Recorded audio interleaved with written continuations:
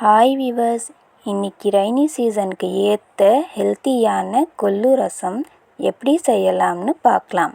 First கொள்ளு எடுத்து வேக வச்சுக்கோங்க. வேக வைத்த கொள்ளு தண்ணியை வீணாக்காமல் ரசத்தில் பயன்படுத்தினால் ருசி இன்னும் அதிகமாக இருக்கும்.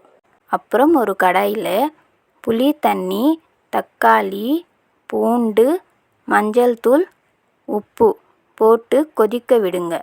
கொள்ளு வேக வைச்ச தண்ணி, அரைச்ச மசாலா எல்லாம் சேர்த்துக்கோங்க. கடைசியாக கடுகு, கறிவேப்பிலை தாளித்த ரசத்தில் சேர்த்தா ஹெல்த்தியான கொள்ளு ரசம் ரெடி.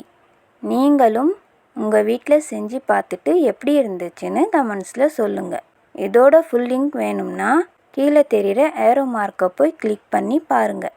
லைக், ஷேர், சப்ஸ்கிரைப் பண்ண மறக்காதீங்க. தேங்க்ஸ் ஃபார் வாட்சிங்.